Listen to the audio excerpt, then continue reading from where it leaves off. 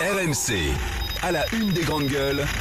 Ça fait des années que nous dénonçons et nous luttons contre l'antisémitisme islamiste et par conséquent nous sommes particulièrement à notre place ici. Nous savons qu'il y a quelques opérations politiques, mais ça ne nous empêche pas d'être là. Nous avons fait notre devoir et les circonstances ne permettaient pas qu'on soit plus longtemps au milieu des familiers et de tous ces Français qui sont là pour manifester de la compassion, voilà. Vous avez entendu Marine Le Pen, vous avez entendu Jean-Luc Mélenchon chahuté hier lors de la marche blanche à tel point qu'ils ont dû être mis sur le côté, sortis du cortège, exfiltrés. Oui, cette marche blanche, rappelons-le, était organisée à l'appel du CRIF. Elle a réuni quand même des milliers de personnes. C'était plutôt une réussite en termes de mobilisation pour honorer cette octogénaire tuée parce que juive. Le problème, c'est que cette marche blanche s'est transformée en manifestation politique. Une marche blanche, c'est un moment de recueillement. Oui. D'ailleurs, ce sont des anonymes, et même quand il y a des personnalités, ces personnalités se fondent dans la foule pour marcher en silence et rendre hommage à une personne qui a été tuée. Là, ça s'est transformé donc en manifestation politique, huée, chahutée. Marine Le Pen et Jean-Luc Mélenchon, dont la présence n'était pas souhaitée par le président du CRIF, ont finalement été obligés de s'éclipser, d'être exfiltrés. On a entendu des FN dehors, les fachos dehors. Même le souverainiste Nicolas Dupont-Aignan, il n'a pas suffisamment dit d'ailleurs, s'est aussi fait éconduire, mais plus tranquillement. Alors la France insoumise finalement se retrouve au même niveau que Marine Le Pen dans cette histoire. À qui la faute ce chahut, cette marche blanche qui dérape? Deux grandes gueules étaient hier soir place de la Nation à Paris, Fatima et Zora. Tu y étais aussi, Zora? Oui. Alors effectivement, donc il faut rappeler que la veille, le CRIF avait souhaité la présence de Mélenchon, de la France insoumise, et pas du Front National.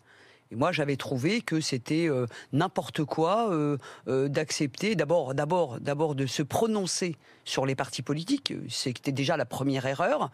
Ensuite, de faire son tri. Je veux deux et je veux pas deux. Donc moi, je m'étais indigné. En quoi la France insoumise était plus honorable que le Front National. Et dans la soirée, le CRIF s'est ravisé et finalement a dit on veut ni de l'un ni de l'autre. Je préciserai que lors du dîner du CRIF, ni le Front National, ni la France Insoumise ne sont invités. Voilà, en plus. Donc, ça a commencé comme ça. Après, moi, j'y étais.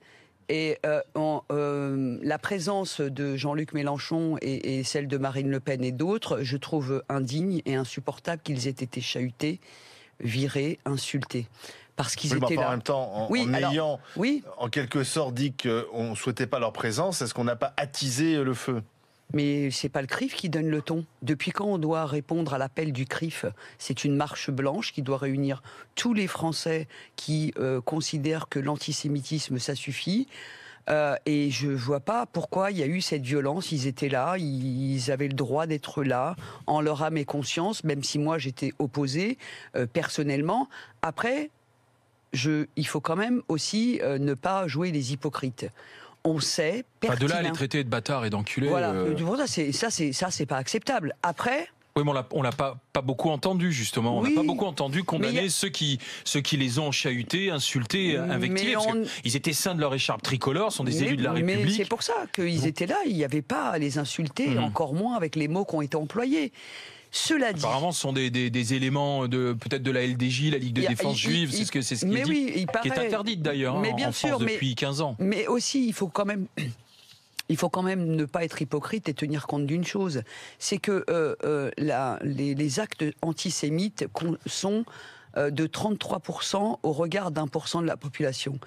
Les gens sont en droit aussi de souffrir, d'être sous tension, d'en avoir marre, de dire ça suffit. Il y a des manifestations au cri mort aux juifs, il y a des moments où il y a des actes antisémites qui passent à la trappe, où on ne s'indigne plus. Il y a une espèce de concurrence qui est faite régulièrement entre oui, mais bon, en Israël, il se passe ça, etc.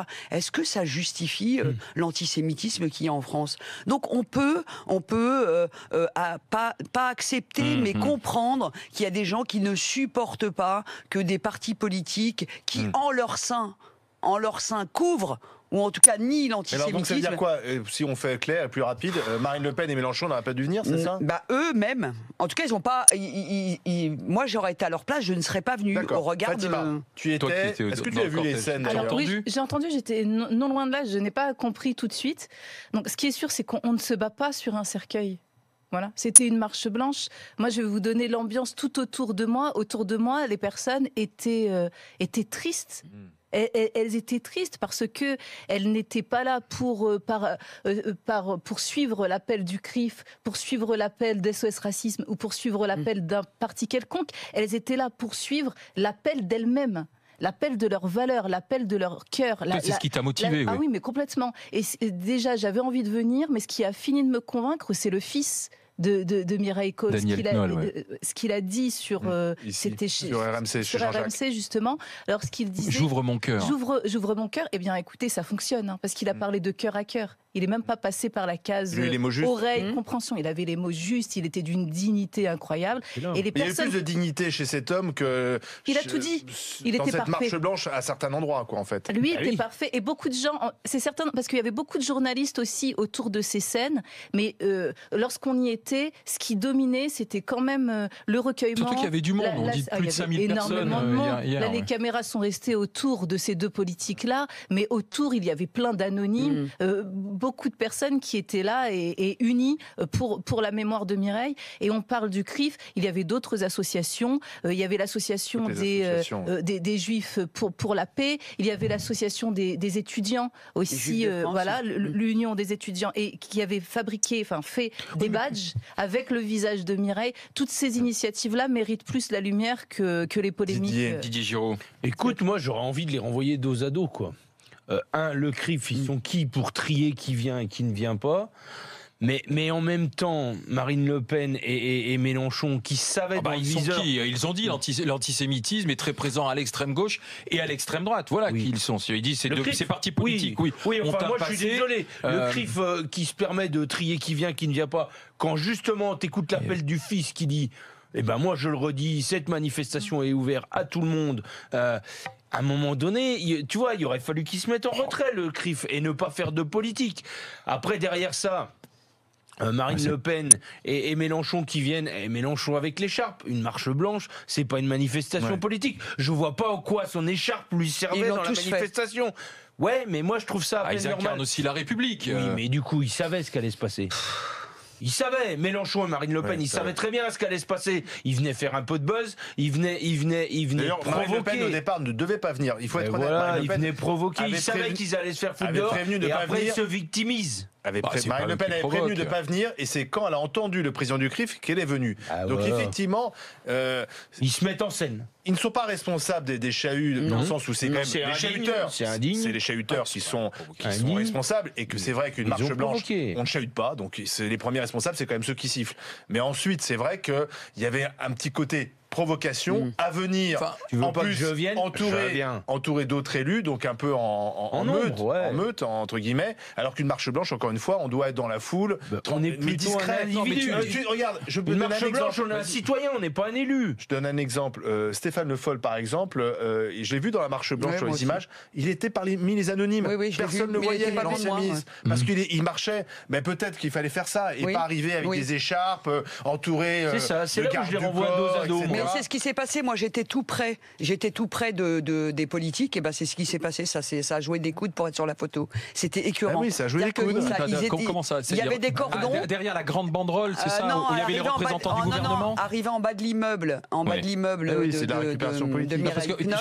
Simplement pour ceux qui n'ont pas vu les images, la tête du cortège, c'était une grande banderole. Il y avait des représentants du gouvernement qui étaient là. Mais on avait vraiment l'impression que fallait être sur la photo. Fallait dire j'étais là. Fallait se montrer, etc. Alors que Fatima a raison, il y avait des tas d'anonymes. Moi, j'ai parlé avec plein de gens qui étaient vraiment écurés. Et il y en a même beaucoup qui m'ont promis, qui m'ont dit, mais est-ce que vous croyez que M. Macron va faire quelque chose?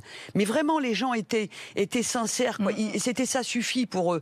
Ils n'étaient pas dans je veux la photo. Et c'est vrai que j'ai vu Stéphane Le Foll pas loin, et il était parmi les gens. Et je pense que la dignité aurait été celle-là. Un politique digne dans ce genre d'événement. Après, ferait l'appel digne du fils. Je suis pas d'accord avec toi. C'est dire pourquoi ils sont venus pour le buzz. Non, enfin, tu leur dénies. Tu leur dénies la sincérité aussi de leur démarche. Enfin, la sincérité, il faut des actes.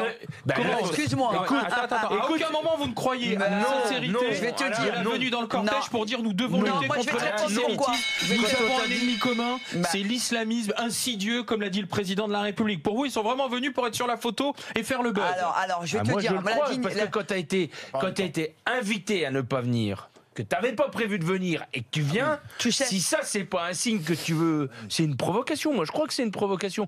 La dignité, et c'est pas toujours été mon copain, j'ai dit du mal de lui à ce micro, la dignité c'est le folle quoi. Tu te mets incognito dans la foule et puis tu marches. C'est surtout parce que personne n'a reconnu. Non, je suis pas sûr.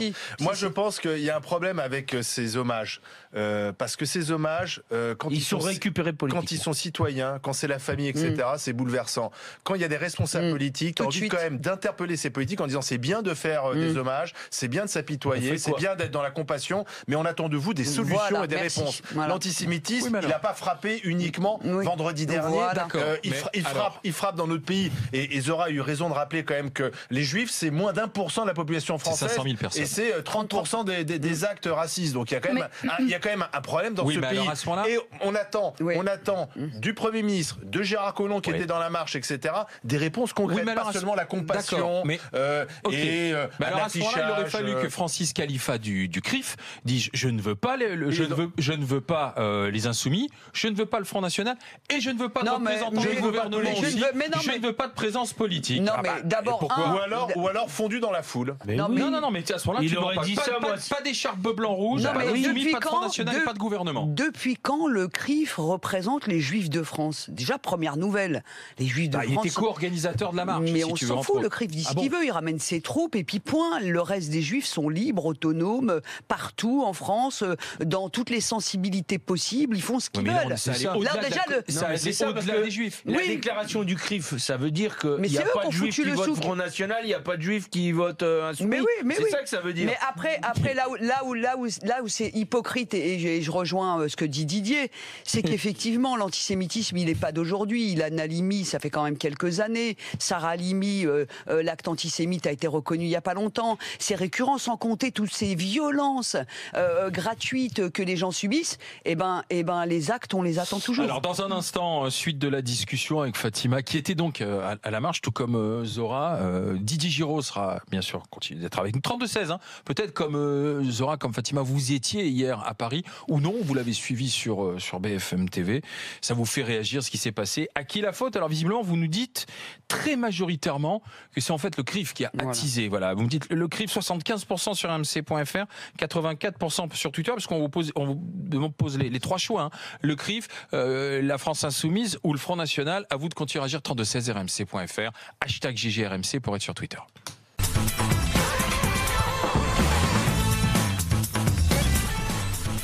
GG, les grandes gueules sur RMC sur numéro 23. Nous sommes en direct de 10h à 13h. Les grandes gueules avec aujourd'hui Didier Giraud, Zora Bitan et Fatima Ibounoua. Dans moins d'un quart d'heure, les GG veulent savoir comment est-ce que vous commencez à vous organiser pour la grève de la SNCF la semaine prochaine. Parce que quand on lit tous les communiqués qui commencent à arriver, on comprend bien que ce sera compliqué bien sûr pendant la grève. Mais on nous dit que ça va être compliqué avant et surtout ça va être compliqué après. Dans les jours qui vont suivre ces grèves, que remettre le trafic en route va être très compliqué. 32-16 rmc.fr pour nous en parler et puis nous écouterons le témoignage tout en nuances feutrées de Didier Giraud qui ce matin a discuté à la manière diplomate qu'on lui connaît avec un personnel de la Société Nationale des Chemins de Fer. Et à cause de Didier, on va prendre 3 mois de grève supplémentaire. Oui, et s'il continue comme ça, il y a des chances. Donc ça, c'est dans moins d'un quart d'heure. Vous exagérez. En attendant, nous sommes sur la marche blanche d'hier avec les incidents, Mélenchon, Le Pen, chahuté. Fatima qui voulait donner une pression, apporter un sentiment. Moi, ce que j'aimerais pas, c'est qu'on rajoute une polémique à la polémique. C'est-à-dire, il y a une polémique. Selon moi, elle n'avait pas lieu d'être sur ce cercueil-là.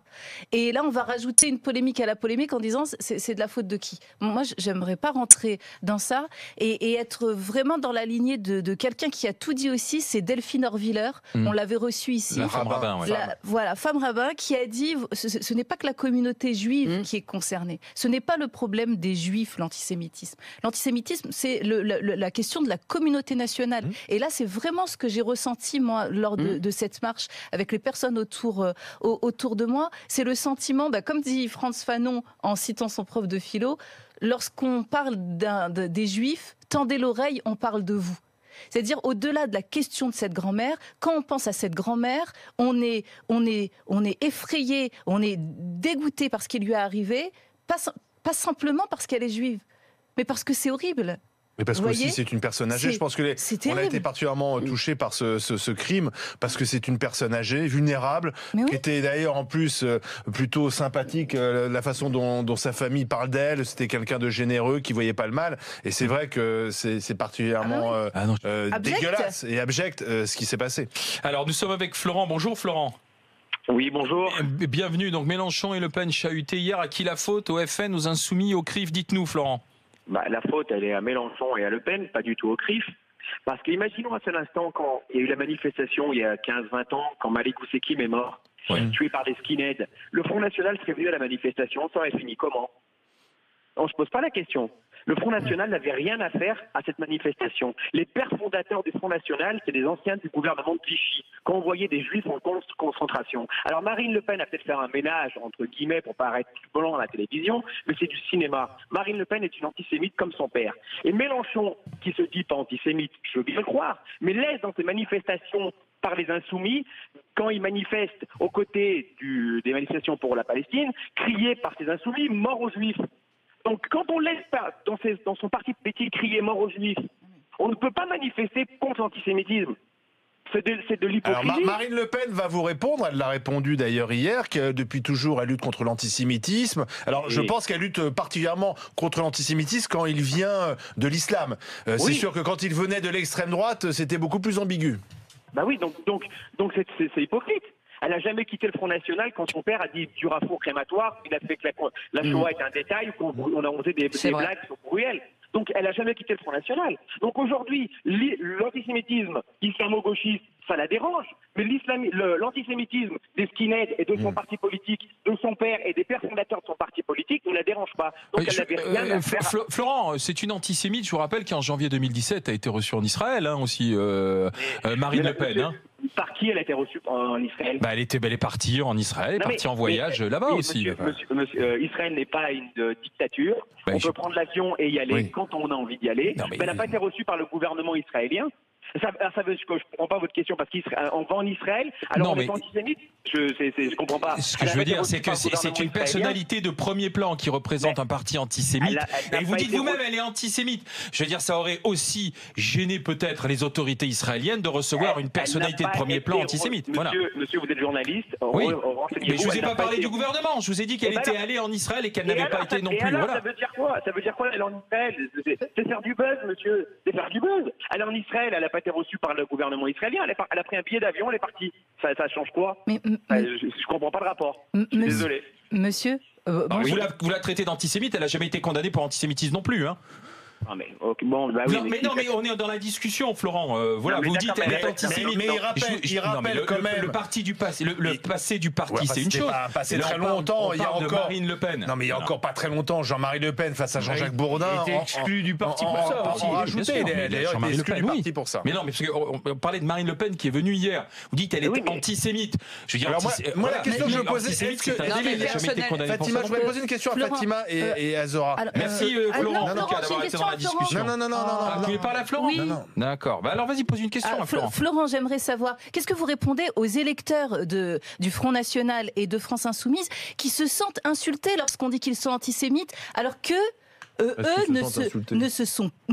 y a une majorité des électeurs de France Insoumise et du Front National qui ne sont pas antisémites, qui luttent contre l'antisémitisme et qui étaient heureux de se sentir représentés, par exemple, lorsqu'ils ne pouvaient pas y aller. Alors, Fatima, est-ce que dans la rue, il y avait hier des militants de la France Insoumise, des militants du Front National? C'est pas écrit sur leur front. Non, mais parce que tu parles en leur nom. Est-ce que hier, dans la rue, il y avait des militants du Front National, des militants de la France Insoumise? On ne peut pas savoir de quel parti une personne lorsqu'on le voit. Non, mais c'est une question que ce serait intéressant de creuser. À la fin de ma question, question, c'est justement ceux-là. Certains ne pouvaient pas se déplacer, certains avaient de la peine et ne sont pas. J'ose espérer qu'il y avait plus que ceux qu'on a vus. Il y a plein de douleurs silencieuses. Non, mais on parle des militants. Et il y a plein de spectacles qui ne sont pas des vraies douleurs, dans le même sens. Donc Florent, qu'est-ce que vous répondez à ceux-là qui étaient heureux d'être représentés justement pour dire nous luttons aussi? Qu'est-ce que vous répondez? Là, vous mélangez. Entre les électeurs, il peut y avoir des électeurs. Moi, je vote un parti politique. Je ne suis pas pour tout à 100%. Donc, certains électeurs de France Insoumise ou de Front National ne sont pas tous antisémites. Mais quand dans son parti, on est dirigeant de son parti, on dirige sa maison, et quand on laisse faire des choses dans sa maison, c'est qu'on est complice. Après, la personne qui va voter pour vous, elle est peut-être contre certaines choses, mais elle n'est pas pour les autres partis. Mais à un moment donné, on peut voter Front National, ne pas être antisémite. Mais le Front National est une entité antisémite depuis la création. Alors, je veux bien que Marine Le Pen a fait le ménage, je veux bien, mais Mélenchon n'a jamais fait le ménage dans ses manifestations quand on crie mort aux Juifs dans les rues de Paris.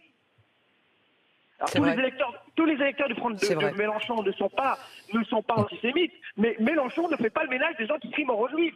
C'est vrai.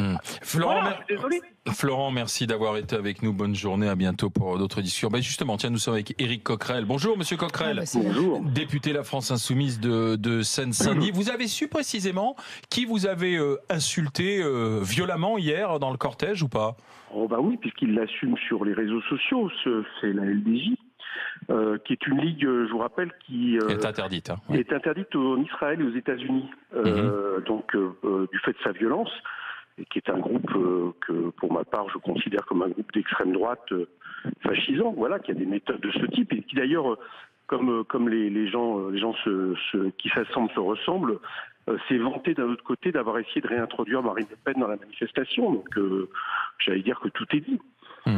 Éric Coquerel, hier finalement la France Insoumise était mise au même niveau que Marine Le Pen. Or, si je me souviens bien, si on fait un peu d'histoire politique, le Front de gauche avait été créé en partie par Jean-Luc Mélenchon pour faire barrage à Marine Le Pen. Il disait à l'époque qu'il serait sans doute le meilleur antidote au Front National. Et puis hier finalement, vous êtes renvoyé dos à dos le Front National et la France Insoumise. Comment vous le vivez ça?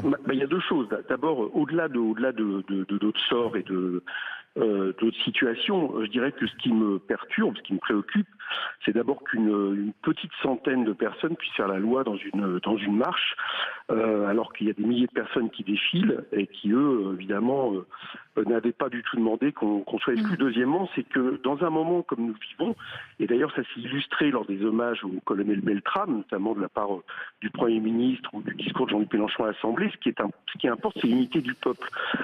Et tous ceux qui aujourd'hui divisent et qui prétendent faire le tri sur je ne sais quels critères pour s'opposer à l'antisémitisme font en réalité le jeu des antisémites.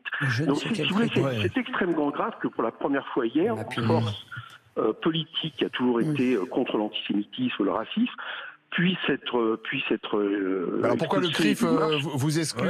Moi j'ai demandé ça au CRIF, justement. C'est un peu problématique. Vous posez la question? Ah bah oui, bien sûr. Je me demande pourquoi des gens qui prétendent parler au nom d'une communauté, fort heureusement, ils sont loin de le faire, ils sont loin de faire l'unanimité, parce qu'on a reçu beaucoup de messages soutiens de citoyens français, soit de religion, soit de culture juive. Heureusement que les gens ne se revendiquent pas du CRIF, parce que le CRIF fait là assaut un petit peu déjà de communautarisme. Vous savez, nous on a tous les communautaristes contre nous. On a aussi bien tous ceux qui sont du côté de l'islamisme politique et fondamentaliste. On a aussi bien le CRIF. Donc on remarque quelque part que là aussi il y a une dérive qui est inquiétante, et je trouve que c'est prendre une grande responsabilité dans le moment où moi j'ai une question. J'ai une question, monsieur Coquerel, c'est Didier Giraud. Vos arguments sur le fond, je peux les entendre, mais expliquez-moi à quoi vous servez votre écharpe hier dans le cortège? Parce que pour moi, une marche blanche, c'est d'abord un acte de citoyen, c'est pas un acte d'élu. J'espère que vous allez dire ça à le carré de tête de gens qui ont défilé, d'ailleurs qui pour certains, et ça je le regrette quand même, alors que ce sont les mêmes qui ont fait des appels avec nous, regardaient ailleurs pendant qu'il y a une centaine de nervis qui faisaient la loi dans la marche. Mais non, enfin, sur le fond, si vous voulez, je ne pense pas que quand vous avez affaire à l'antisémitisme, au contraire, je pense que les élus de la République doivent être là pour dire ensemble s'opposer à l'antisémitisme. Oui, mais c'est pas suffisant. Les élus de la République ne sont pas des parias, je sais. Oui, mais c'est pas suffisant, Éric Coquerel. Je peux remarquer une chose, c'est que attendez, il y a quelqu'un qui est quand même bien placé pour savoir ce qu'il fallait faire, qui est le fils de Mireille Knoth. Et je vous fais remarquer qu'avant la marche et après la marche, d'ailleurs, je crois sur votre antenne, il a répété que tout le monde devait pouvoir être là et que justement, c'était pas des groupes. Bien sûr, mais du coup, tout le monde pouvait être là discrètement. Le problème, c'est que les responsables politiques, c'est pas tout le monde, et on attend des responsables politiques des solutions. Protéger les citoyens, c'est la mission régalienne de l'État. Et l'État doit avant tout assurer la sécurité de chacun. On voit bien quand même depuis des années que les Juifs ne sont pas en sécurité sur notre territoire. Et nous avons le triste record des actes antisémites, nous avons aussi le triste record du terrorisme islamiste. Et d'ailleurs, Emmanuel Macron a fait le lien entre les deux le matin lors de l'hommage du gendarme. Donc on attend quand même de Gérard Collomb, par exemple, qui est dans la marche blanche, des solutions. Et pour l'instant, on ne les a pas, ces solutions. Écoutez, je vous suis sur deux choses. D'abord, on attend des solutions. Et donc, la première chose qu'on fait, c'est qu'on permet à tous ceux qui, justement, s'opposent à cette recrudescence d'actes et voire de crimes antisémites, de pouvoir être dans la rue et de pouvoir marcher tranquillement. Mais la deuxième chose qu'on attend de la ministre de l'Intérieur, et là, je pointe la responsabilité de M. Collomb, qui a eu des propos contraires totalement à Édouard Philippe, qui hier a expliqué que pour lui, tout le monde pouvait pouvoir se rassembler. C'était une allusion très claire aux propos du CRIF à l'Assemblée. M. Collomb, hier, a pris la responsabilité, hier matin, sur France Inter, d'expliquer, quelque part presque, de cautionner l'exclusion dont nous avons pâti hier de la part du CRIF, et qui a eu les conséquences violentes que l'on sait, en expliquant qu'on devait, alors pour un ministre laïque, c'est un peu bizarre, de la République, qu'on devait, j'ai si bien compris, avoir une rédemption sur nos péchés. Je l'ai vu hier, je peux vous le dire, j'en ai parlé, je lui ai dit que je trouvais ça inqualifiable, et je suis toujours en attente de oui, mais vous, quand vous appelez au boycott des produits d'Israël, au boycott de l'État d'Israël, non, on n'appelle pas au boycott de l'État d'Israël, soyons exacts avec les termes. On n'appelle pas au boycott de l'État d'Israël. Non, BDS, qu'est-ce que vous... Attendez, je vous dis. Il y a des associations qui demandent le boycott des produits fabriqués dans les colonies. Mais ça alimente l'antisémitisme, tout ça. Non, ça c'est... Mais si, arrêtez. C'est tellement pas le cas que même au niveau de la commission du Parlement européen, il y a eu des votes en ce sens-là. Écoutez, on peut et on doit pouvoir critiquer la position d'un gouvernement d'un pays étranger, mais ça, on est d'accord. Le boycott, c'est autre chose. Qui enfreint toutes les résolutions de l'ONU actuellement, sans qu'on puisse être qualifié d'antisémite. Je pense même que, vous savez, c'est pernicieux, je pense, et problématique qu'on ne puisse pas avoir cette objectivité. Oui, mais quand on interdit Paris-Plage, Tel Aviv, Paris-Plage en 2015... Que je sache, excusez-moi, je critique la politique de théocratie islamiste aujourd'hui. Est-ce que vous trouveriez justifié qu'au nom de la critique de théocratie islamiste, éventuellement aujourd'hui des institutions puissent s'en prendre à nous? Oui, mais vous pouvez pas nier que derrière l'antisionisme et en tout cas Israël, il y a aussi un certain nombre qui se cachent. Pas tous, mais c'est aussi un prétexte à l'antisémitisme.